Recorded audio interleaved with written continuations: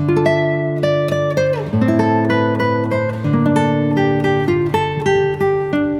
welcome to the Rio Knits Knitting Podcast. My name is Rhiannon, and I'm a knitter living in Milwaukee, Wisconsin with my wife and cat. So it has been a little while since I recorded, and I am going to share probably at the end of this about why that is and sort of what to expect. But I want to get right into sharing about knitting because after all, that's why I'm here. That's why this is happening. So first I will share with you a project I've been working on recently, and then I thought I would share a few projects that I've finished since I last recorded and that I'm looking forward to wearing this fall or winter, just depending on, how weather works out. But they are cold weather FOs, so I won't be able to wear them right away. And then I thought I would talk about a few things that I'm excited about that I've purchased and some things I'm excited to knit. So let's dive in. All right, so the first thing that I wanted to share is a WIP. I made a Mount Pleasant tee last year, and it took really under 2 skeins of fingering weight yarn, which was amazing to me. They were bigger skeins, so sometimes sock yarn comes in 100 grams. Sometimes it's 4 ounces, and these were more about the 4 ounce mark. So, it was over 400 yards per, probably closer to 450 per skein, really. And so I was able to make, a Mount Pleasant. It has been one of my favorite things to wear, especially when it's, 70-ish out, maybe 75, because I really can't wear wool when it's warmer than that, even though it is a summer top. It's wool, and I'd rather be wearing cotton or something like that. So yeah, I'm making a second one, but what I'm doing is totally different. It's not going to look like that pattern. I traveled to Seattle recently, and while I was there, I visited the Chihuly Glass Gardens and Museum. So I might be getting that name wrong, of the museum, but essentially, the glass blowing artist Dale Chihuly is like a huge deal in the Pacific Northwest and really in the glass blowing art scene around the world. He really pioneered a lot of glass art, period. Seeing glass blowing as an art form, saying you could make large sculptural pieces out of glass. And in his early years as an artist, he was very inspired by textiles, actually. So he did a series called Navajo blanket glass, vases and things like that. And he had collected a bunch of blankets that were woven by indigenous people. I don't think they were all Navajo blankets. So there was a big display of his personal collection of blankets. And one of them had this really amazing hot pink background with all these different color stripes, and I thought that would make a really cool shirt. Now I happen to have some hot pink yarn, and I'll talk more about the project that I originally bought it for in a little bit, but I had, almost a whole skein of it, and it was the La Bien Aimée sock yarn, so it had, 450 yards to begin with. So I thought, well, by the time I combine that with a bunch of other colors and, adding in the stripe sequence from that blanket, I think I will have a full shirt's worth. So I did some, kind of math and how I would lay out the stripes, but I'm really hoping that I can find out from the museum who is the person who originally designed this, what is the significance of this stripe pattern, because sometimes I think, indigenous patterns, there's a meaning to the colors that they chose and the stripes. It could also just be that it was an artist who really liked that and just, was using colors that they enjoyed and laying them out in a way that was pleasing to the eye. So I don't know that yet. And I want to be able to give credit where credit's due. So, the glass artist, Dale Chihuly, collected this blanket. So I think he had, notes and was aware of who he was buying things from at different times. So I'm hoping I will find that out. But here it is so far. As you can see, I didn't do the lace at the bottom that the Mount Pleasant is kind of famous for, but I just did some 2x2 rib. It might be a little short. This is a really screaming neon kind of color, but there's this really great stripe sequence that's like white, black. Originally it had 3 shades of kind of dark, medium, light green, but I didn't have 3 greens that looked right together in the quantity I needed. So I just went from dark to light, and then a blue, a purple, a black, a dark brown, a light brown, an orange, a cream, a white, again, the same white as this, and then back out. So the way that I did it was I just used the stitch count of the original pattern and followed all the instructions other than the bottom edge not being lace. I got to about the middle of the stripe sequence because that stripe sequence does take up about 4 inches. So I knew I need to do, 4.5 inches of pink, and then half of this stripe sequence, and then split for the underarm and do the other half. And so that's where I'm at, is back at purple, or back at blue. I just finished blue.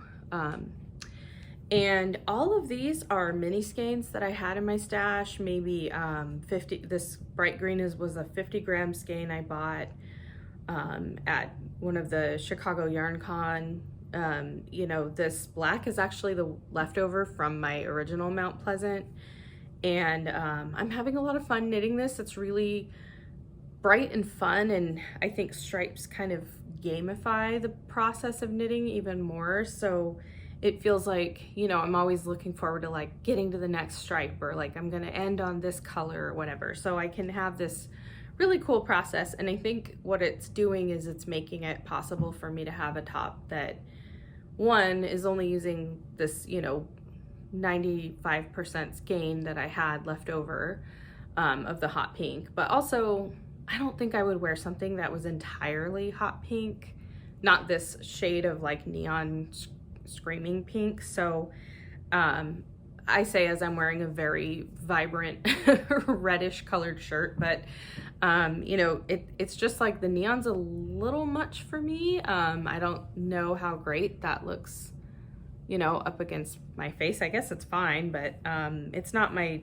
usual color palette, and having all these other colors in it really does, I think, balance it in a way visually. So I think I might finish this, and I might even make another one, because I do have some almost like forest green yarn that's fingering weight, and I originally was gonna make like a summer top out of that, or else another botanic shawl. But I could do stripes, like a serape pattern that I really love, and that has red and green and pink and white and different things in it. So I don't know, I mean, this might just become like a trend for me, is just making little t-shirts that look like textiles, woven textiles that I like. And me, I think I've talked before about my love of anything that's kind of Southwestern, and I have family from Mexico, so like Mexican textiles really make my heart sing. Yeah, so I think this is just like bringing me a lot of joy right now, and I'm excited to make it. And it came along at just the right time, because I was feeling like a little bit of being in a knitting slump, because I have some other projects that I did 2 projects that required knitting pieces and then seaming them together, and I don't feel confident in my seaming. I tried to do one, I tried to start seaming it thinking, oh, this is really easy, because I watched a video on YouTube, and it's harder than I thought it would be, because the actual pieces are not just like all stockinette. So I feel a little intimidated, I guess, by the process of finishing those. So they're kind of on hold, and I was feeling like I don't really want to start anything new that's, like a sweater, like a winter sweater or anything, because it's been so hot that I don't want to be holding like heavy wool. I am knitting a cotton sweater, but because I'm using wooden needles and it's cotton yarn, I'm actually finding that I end up with a lot of pain like in my forearms. from that. It's at the point where, you know, I'm on Body Island and I have a couple more inches to go before I do the ribbing, and so it's like a pretty heavy garment that I'm holding and managing and, you know, all that stuff. So I needed to take a break from that too. And this, I think, is one of those projects that it's quick enough, because even though it's fingering weight, I'm using a size 6 needle. It's very loose gauge. It's just, yeah, it's just a lot of fun. And the stripes make it seem to go faster, because I'm always looking forward to getting to the next color. So that is what I'm working on right now. Okay, sorry, I had to sneeze. I thought I would share a few things that I have finished in recent months that are, you know, really, I'm very excited to wear them, but I can't yet. So the first one is a pair of socks that I made this spring, early this year, like February. So not really spring in Wisconsin, unfortunately. It would be spring in California, where I'm originally from. But I made this and I designed this pattern, and I even went so far as having some people test knit the sizes that I had finished grading, or, you know, I had all the details for, but I ended up not wanting to publish the pattern, and not really having the time or the energy for it after that, because yeah, I'll talk more about that later. But essentially, this is a sock pattern I designed. It's got these little dots on it that are like little coconuts, is how I was thinking of them. And I didn't know at the time that like coconut was going to be this whole like political meme thing. So it's nothing to do with, you know, coconutting or coconut pilled or whatever. It's actually based off of a candy that I ate a lot growing up that I really love, called alfajor. And it's not the Portuguese alfajor that's like it's like a little cookie or something. This is like from Mexico, and it's just basically a bar of coconut. Imagine like marzipan, but made out of coconut flakes. And then for whatever reason, the very edge of it is always hot pink. So it's, you know, natural colored coconut and hot pink. Sometimes they come in red, white, and green, like the Mexican flag. But I always loved that, you know, white with a little hot pink edge. So that's what the socks are influenced by or inspired by. And so I made these, and I'm really excited to wear them. It is not wool sock weather yet. I know some people will do that year round, but for me, when I knit socks, my goal is that, you know, I'm wearing them on an evening when it's like kind of chilly and I want to be cozy. I don't really enjoy wearing any socks at all in the summer. Like, I just want to wear sandals all the time. So I'm really looking forward to wearing these. I also knit a Felix cardigan, and I finished putting buttons on it a while ago. Now this is knit out of Letlopi, so you can imagine I won't be able to wear this for a few months, but it is really pretty. I did something different with the sleeves, which is I kind of kept them straight and then did a rapid decrease so that there's almost like, I don't know what you call this. It's not a bell sleeve because it's got a cuff, because I think having loose floppy fabric around my wrist is like not my jam. I feel like I wash my hands way too much to deal with that. So, but this, I am really looking forward to it. I think it's going to be really comfy, and I really like these buttons. I got their vintage buttons that I picked up, and they are just plastic, but they're this like kind of shiny silver color that I think just really worked with this. It's a very understated, very elegant, I think, and it's going to be really cozy. My one sort of hesitation about this project now that it's done is that I think if I did it again, I would put more buttonholes and add more buttons, because I don't like gapping, and with the buttons being as far apart as they are, they're gonna gap whether or not you have, you know, like whether or not you're busty, and that, you know, can cause gapping in shirts. But just like having buttons be several inches apart, I think just sort of encourages that. So I'm not really here for that, but I will put this on. The funny thing is this is my first time where I cut a steek, and I did not secure it in any way because I was like, it's Let Lopi, what's the worst that could happen? I made this with steek stitches.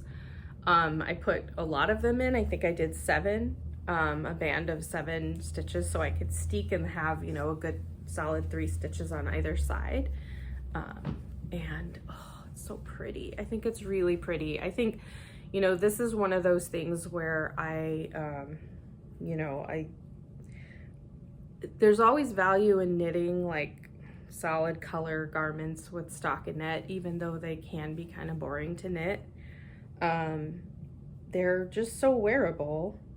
It'll go with lots of things.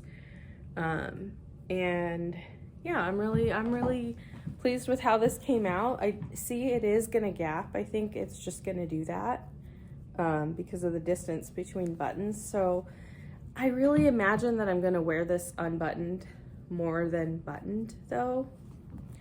I don't know, maybe. I feel like I'm gonna wear it like this. I don't know, we'll see. Or like a lot of times with cardigans, I will button just like one button to keep it from being like, you know, really flappy, I guess. But it's been a while since I did a raglan anything, and I do really like this. I'm gonna push this chair back. All right, so obviously I won't be wearing this, you know, really thin flowery skirt in the winter because it'll be too cold.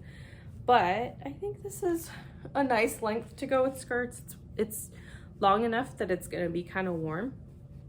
If I was doing the pullover version, I'd probably do like a cropped one, have it up here.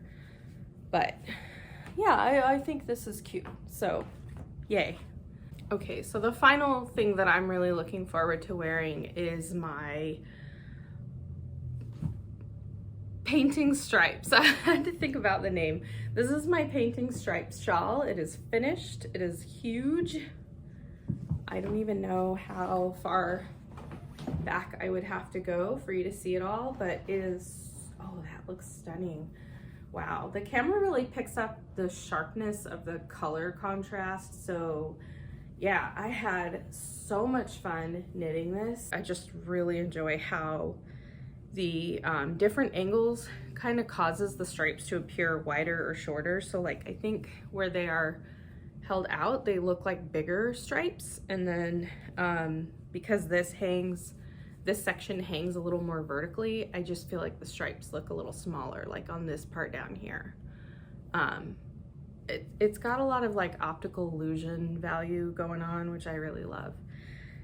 Obviously, I will not be wearing a big, huge schlanket kind of shawl until it's pretty cold out. But then when I do, look out, I'm gonna be styling. I absolutely love how big this is. I love how the gauge is loose. I love the combination of garter and stockinette. I love that it's one of those projects you can really play with color with, because you could do, I think it calls for a certain amount of contrast colors for the stripes, but you could do, you know, one of every little scrap yarn you have left over, or, you know, you could do kind of an infinite number of colors. You could also do it really two-tone, where it's just like one color stripe. I mean, okay, so that is kind of everything, you know, that I have completed recently. I am, you know, still working on some of my other longer term projects like the Gale tunic. So I have all the pieces. I need to seam it, I need to finish it, and then I'll be very stoked to wear that as well. I thought I would share some yarn that I've acquired in the last year, because I just haven't done any kind of like acquisitions for a while. I don't, you know, I'm not trying to promote like buying tons of yarn or anything like that, but I am very excited about some of the stuff I've got. Oh, The cat just went up the stairs, so you finally got to see her. So the first thing I'll share is I got this Sunday Morning 4-ply from Sonder Yarn Company when I was in Seattle. I've never seen this in person, and I prefer to buy yarn that I see in person. I want to lay my own 2 eyes on it. I want to know what it feels like, what it looks like in different light, because when I see yarn on a website, I have no idea what that color is really going to look like in my home, in my office, in my, lighting situation. And this color is called Mani Pedi. It is totally a color I would and have worn as nail polish. It's beautiful. I would call it lavender, but it's got these gray undertones and the kind of a brown gray because of the natural color of yarn. It's a fingering weight yarn, but it has 432 yards per 100 grams. So that to me feels like a very standard fingering weight, yardage to weight situation. So this, I think I'm going to be doing a long sleeve Mount Pleasant. Out of this, I got 3 skeins of it, which is more than enough. I might do something else because essentially I have 1,300 yards of this, and I can do, some kind of sweater. But what I was thinking is I love that Mount Pleasant so much. I love the way it fits. I love the way that little bit of lace kind of looks over the edge of, the top of a skirt. It is a cropped top, and I feel like it would be nice to have one with longer sleeves so that I could wear it in, the fall or something like that. And I just don't have a lot of fingering weight sweaters anymore. I think since I moved to Wisconsin, I was very excited to be able to do worsted weight things, and that is something I do wear a lot. But it's nice to have those kind of in-between things for when the weather's not quite that cold. So very excited about this. So I'm hoping that I will be knitting this winter, this fall or winter. I also, in Seattle, so I went to Bainbridge Island, I went to La Mercerie and got these yarns. I picked up some Gilead. This is yarn that I've been kind of looking at for a really long time. Basically everything from Durarum Natura. Again, I just don't know where to get it locally. I don't think there is anywhere I can get this locally. And when you look at a website, they've got these colors, they look the way they look, but you just don't quite know what it looks like or what it feels like until you touch it with your own hands. So I am going to be making a sweater that I saw the minute it came out. I was like, I want this in my life. It's called Niji, and it is just such a great, I think, me pattern. It's kind of baggy, but not horrifically baggy. It's just sort of it's got kind of a slouchy, comfortable feeling to it, but it also has these details that are a little more elevated, a little more feminine. It's got a lot of stuff going on, and it's the kind of thing that is going to look good in a really vibrant color. So I think there's something about too, when a designer publishes a pattern in a really vibrant color, it's easy to imagine it in another vibrant color versus when they publish it in a soft, gentle, neutral.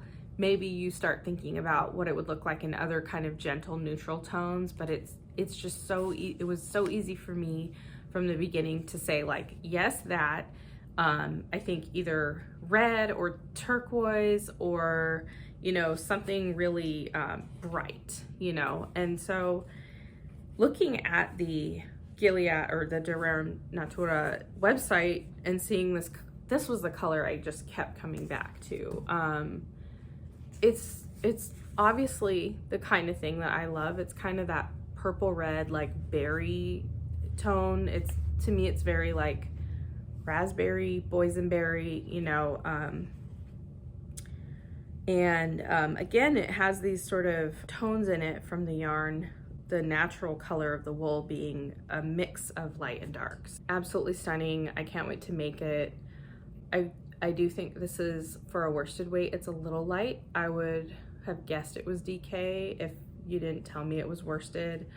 It is 250 meters per 100 grams, so that feels to me like more of the DK range because meters are shorter than yards, so I'm guessing it's something like 265 yards or something. I don't know. I don't have my calculator on me or whatever. But yeah, so I think that's, you know, more of a DK, and the strand itself looks like it could do a lot of different gauges. In terms of what it feels like, the texture, right up my alley. So I love a non-superwash yarn. I love something that has a little bit of toothiness to it, that it feels like, yeah, this definitely came off of an animal. But it also is, it has like a, I'm gonna say it's gonna be bouncy. It does remind me a bit of the, okay, my mind's blanking and I can't find the ball band, but the Wool Dreamers yarn that I used for my Care sweater last year. This is like, if that was a lot softer and didn't have any veg matter in it. Maybe it's like the way that it's put up and the way that it's spun that really reminds me of that. But I think this will be nice to knit right off the ball. And I think it has that same, there's a quality that I describe as felty, but not felted, right? Felty. And it's like a quality that I think Brooklyn Tweed yarns have, and that Wool Dreamers had. This is a little bit more on the like spectrum towards like maybe Brown Sheep yarn that is like a smoother shaft of the yarn. But so maybe that means it's spun a little tighter. I'm no expert, but anyways, very excited to knit that sweater with this yarn. I think I mentioned before that I want to do the Stripe Hype by Veronica Lindberg. I got some Lore because this is like the best yarn on earth to use as the main color, and I'm going to be making it with a lot of my leftover yarns that are kind of in this like purple, blue, maybe some green. Suddenly there's like yarn flying everywhere, and but I have a lot of like blues and purples and things that are worsted, you know, DK weight, and I'm going to basically do a swatch where I just do, you know, a stripe of every color in, you know, garter stitch, and then maybe do it in stockinette too, just to make sure that they're not far enough apart in weight that the gauge will change. So I'll pick the ones that have the most consistent gauge and then knit that. And I'm finding that I really love a drop shoulder construction. So my favorite things to wear, you know, garment wise, far beyond all others, my Weekender Light, which is a drop shoulder, my Sweater Hug, best sweater I've ever made, hands down, also a drop shoulder, and the Mount Pleasant, which is a drop shoulder. So I think I'm onto something with drop shoulders. So hence, other than, you know, making a raglan, the Niji, I'm going to be making a drop shoulder striped sweater. I'm going to be making a drop shoulder sweater with a little bit of lace and, you know, a little more feminine vibe. And then I'm going to be doing another Sweater Hug out of this fantastic yarn, which right now you really can't see what this color is, but imagine a lime popsicle. It is green. It's like a glowing neon hint of green underneath the white. And I got this during the Knit Up North retreat this February, and we popped into a yarn store. I don't see the name of the yarn store on here, but there was a yarn store up in, you know, the north of Wisconsin, up in the Door County area, and there were 4 skeins of this, and I kept looking at it, and I was not at all shopping for this. I was like, I don't really need any more yarn right now, and if I did, it would be something to go with something else. I don't even know what I thought I was shopping for anymore. I don't remember it because I only had eyes for this, and I just kept looking at it and looking at it. So this is that Wool Dreamers brand. Love their yarn, love their story. This is 100% merino, so even though it's merino, it's really soft and squishy and like luscious in the way merino is, but it is non-superwash, so it also has that little bit of you know, like woolly wool texture. This is a very special colorway, so you know, this was all they had of it. And when I looked it up on the website, it doesn't even look like they make this anymore. So again, I think it maybe weight-wise leans more DK. It's 262 yards per 3.5 ounces or 100 grams. But it definitely looks to me like the strand looks like a worsted weight strand. The strand just looks thicker than the other one, but anyway, maybe that shows the color. No, not really. Maybe if I put it next to something that's kind of gray, you can really see how this is like a lime green. So some friends and I all really love lime green, and we're going to be doing like a lime green cast on this week, and we're just doing a lime green knit along that we're just gonna be working on our stuff together. So I will actually be casting this on pretty quickly. I'll wind it up today and be ready for that. So very excited for this. It is like a lime popsicle, which in my mind is the best kind of popsicle. The best flavor of anything is the citrus one. So yeah, I'm just really stoked to be knitting that. This is more in the realm of just acquisitions that I'm excited about, but I feel like I owe you an explanation about my obsession with Gems Luxe fibers. So I'm not a superwash sock yarn obsessed kind of person. I end up buying it thinking I'm gonna make socks, and then often it ends up in like a Stephen West shawl or like this top I'm making with all the different color stripes. I just don't knit that many socks.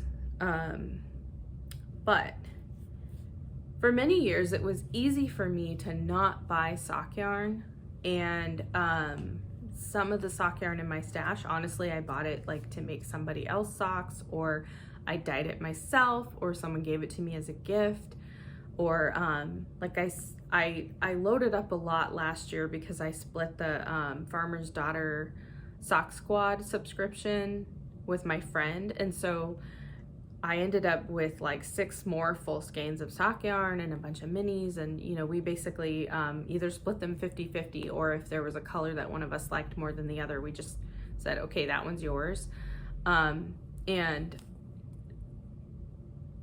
highly recommend splitting that kind of subscription with a friend, unless you're like really into knitting socks and you knit socks all the time and you will use it all. 12 skeins I think is too much to get in 1 year. But this other thing happened when I first went to Chicago Yarn Con. I found there was a booth and this brand called Gems Luxe Fibers, and I don't know, the colors that they do are just like the colors that I want. The branding is also really good. A lot of their colors are named after like gemstones. So like this one's called Sapphire, which is my birthstone, you know, and also I love blue. A lot of the colors are named after like Greek mythology. I think I bought one called Persephone as well.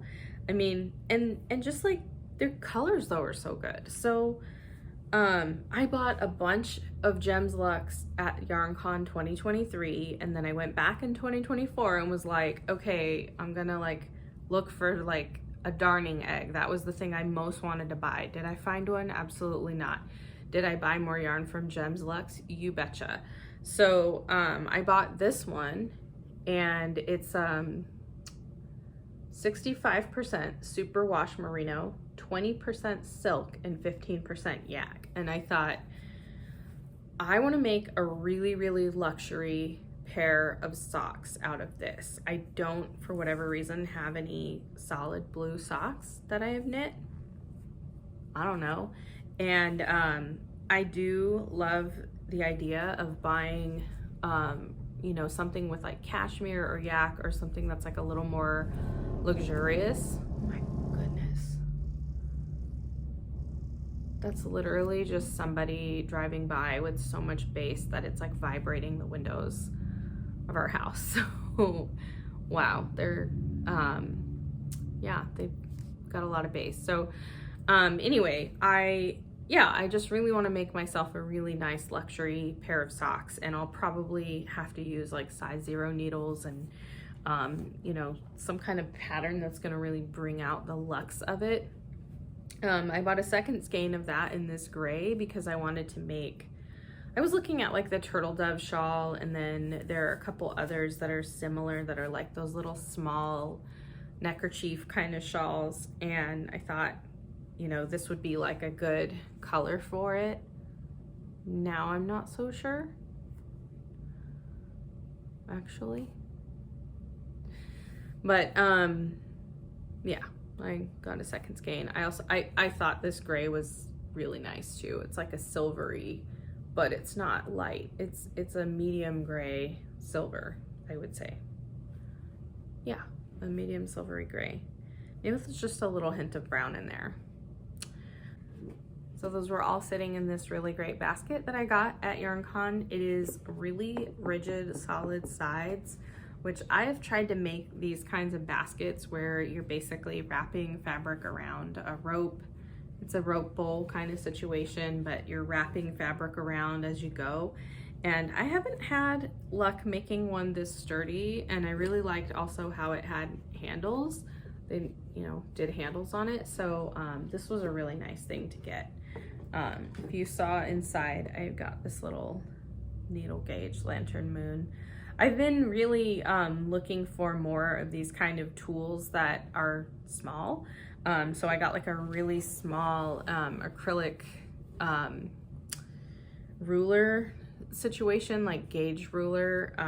And I feel like just being able to have things be slightly smaller, I'm more likely to actually put it in my knitting bag, you know, because it's just nice to have things that take up less room. So that is what I'm sort of looking forward to working on this winter. And I thought I would just sort of talk a little bit now. This is the more kind of like personal life update stuff.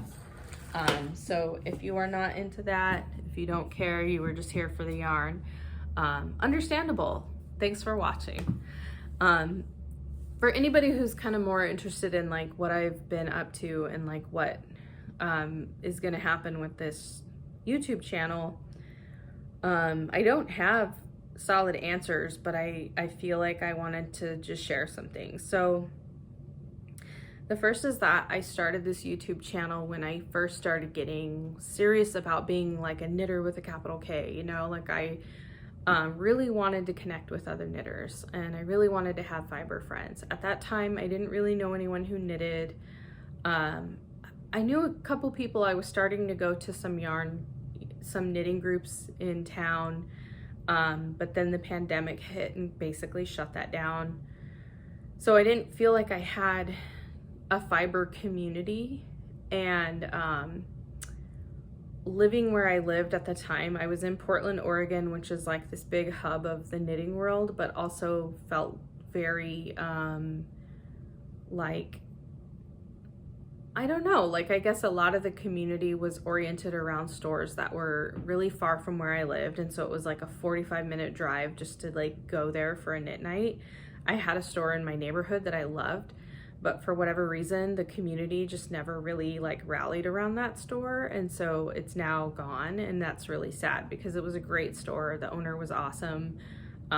You know, she used to play like at Christmas time, like she would just have Hallmark Channel videos on TV, and you know, you could just sit on the couch and like watch corny Christmas movies. And she did so much to make that place welcoming to people, and people just didn't show up for it. So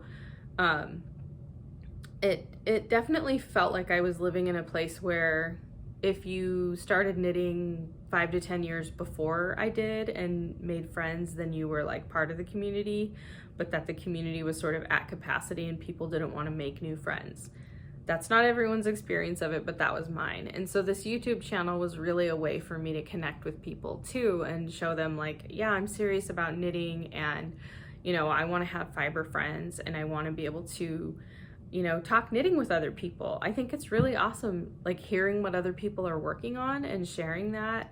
To me, there's something rewarding about just being able to revisit what I've done and say, here's the thing I made, because then I remember how proud I am that I made it, and I remember how excited I was about it. And it's a way to kind of go back and think about, oh yeah, I remember when I first cast this on, and that whole journey of making. So like a lot of people, it's not that I want to toot my own horn, it's just that I think it's fun to share what you're doing creatively. And I really wanted to make fiber friends. Well, then I moved to Wisconsin and I did make a lot of fiber friends. So now I have this really great community of knitters that I'm connected with. I'm hosting one knitting group that's like monthly, and I'm a part of several others that are more ad hoc or weekly. I feel like I have made so many good friends that now it's not like before where I had friends and then there were people I wanted to be friends with in the fiber community. Now I feel like my fiber friends are just my friends. Like that's who I've connected with here, and it's no accident, right? Things have changed in the world of social media and the way that people connect, and these things changed a long time ago, and it's just really starting to like hit me this year that it's almost feels like I have no motivation to post anymore, because everything is so algorithmically driven that unless you are trying to be a content creator who makes a living by creating content, you just don't meet new people, you don't connect with people. And my intention is not to be, I don't want to be a content creator. I have a career. I don't need, like, I'm not trying to build a career out of being a knitter. And actually, if I did that, I think it would lose a lot of the fun for me. But it just feels like there are so few accounts now that are just like, here's what I made for pure joy. And even the ones that I have followed that were along those lines, I feel like a lot of those YouTubers have fallen by the wayside because they just don't see the point anymore. And so, it's just so hard to know, like, is it worth all the effort, I've never wanted to spend a lot of money on equipment. I've never wanted to spend hours on editing. My videos, it's like you get what you get. I'm not a professional. This is not a professional product. It's free. You either want to hear about what I'm knitting or you don't, and that's kind of all there is to it. But seeing other people also kind of slow down or stop making content, it's got me thinking like, yeah, I mean, what's the point? We're way past the days when there were a lot of people just sort of sharing what they made for the joy of making. And then the ones who do stick around, I feel like maybe it's the pressure to monetize, to be a content creator. Maybe it's the pressure to like always have something new to talk about, but it seems like their videos have become less joyful as well. And yeah, I don't know.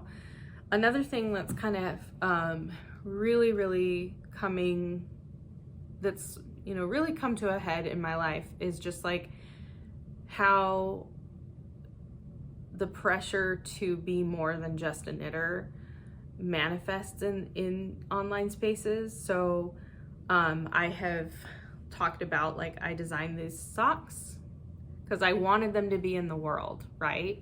again, I have a career. This is not my paycheck, but I wanted this pattern to be in the world. I wanted my vision to come to life, and I thought, well, if I'm going to the trouble of doing it, I should share it with others. But I really lost steam on this. And I have another pattern that's been kind of like in limbo of publication for a while.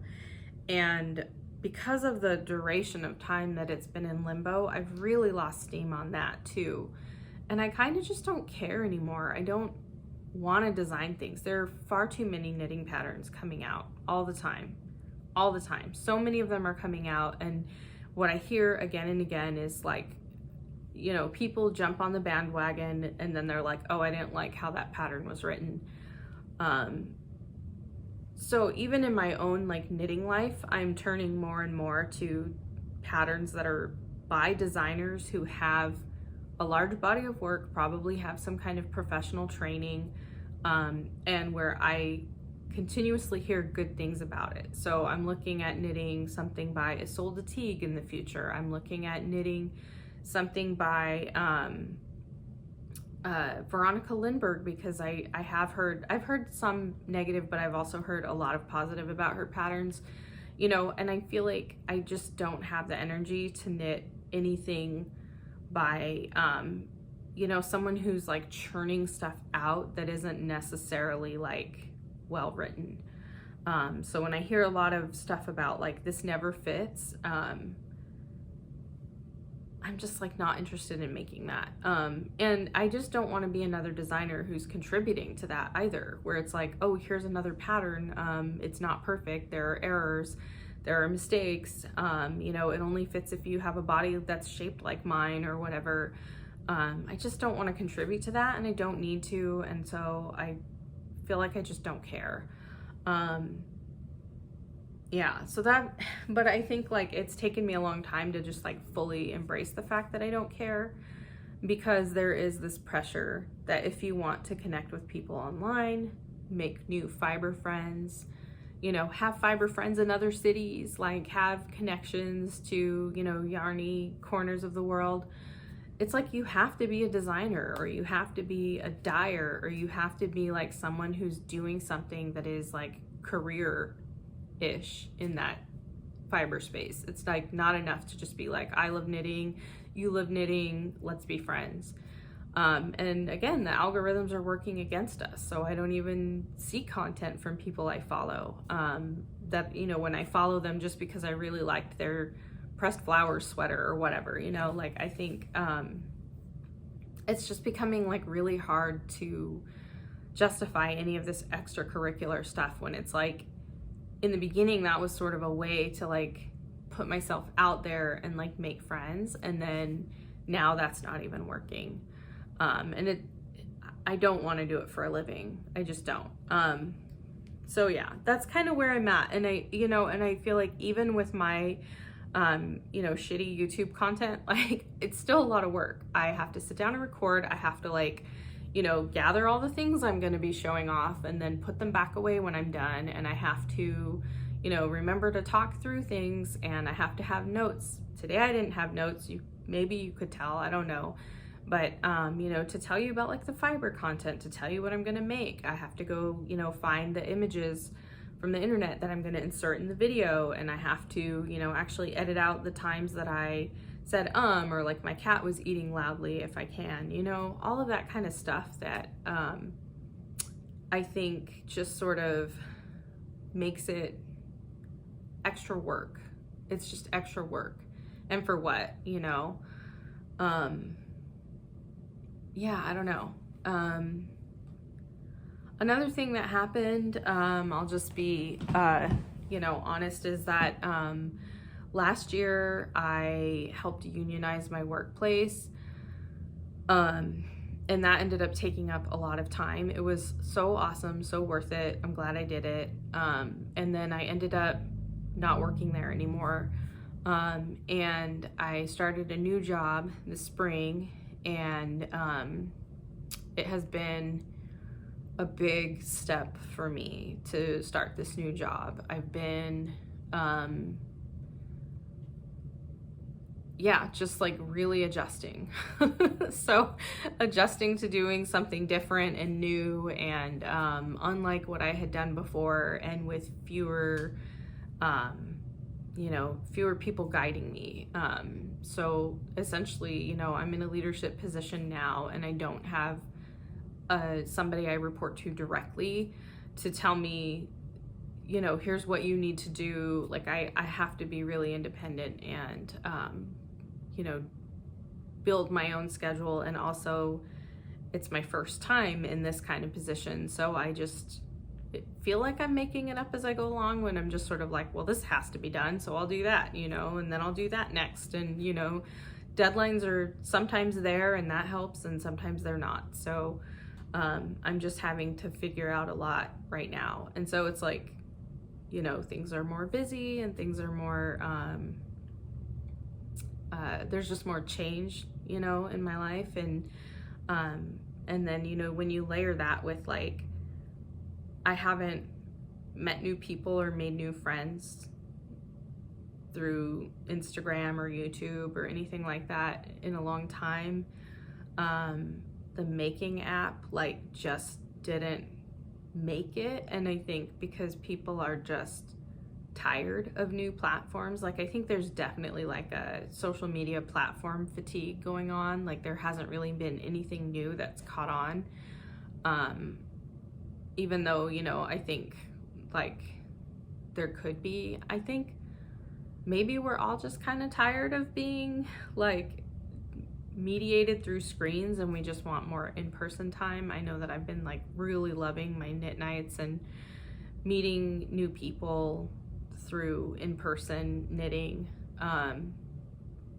So yeah, I guess I don't know if this is goodbye. I don't know if I'm gonna continue to make YouTube videos. I'm only 89% certain that I'm gonna post this video. So it's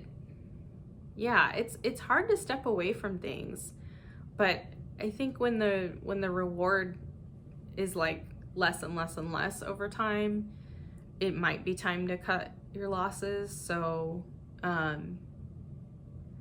if this is my last video, then thank you all for watching. For those of you that subscribed, it's been really cool. Just being able to do this, because again, I'm not a professional videographer. I'm not an important person in the knitting world. I'm not interested in being a content creator, as like more than a hobby.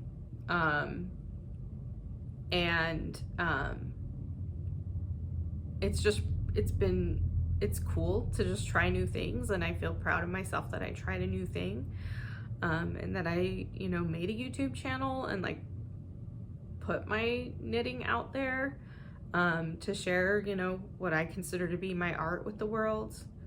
I feel like I've had the opportunity to meet people because of this, and to have good conversations, and to have experiences that I wouldn't have had otherwise. And it may just be that that's not possible anymore because of the way that social media has changed. So I'm not going to fight the tide. Yeah. All right. Well, thank you for watching. Thank you for being here.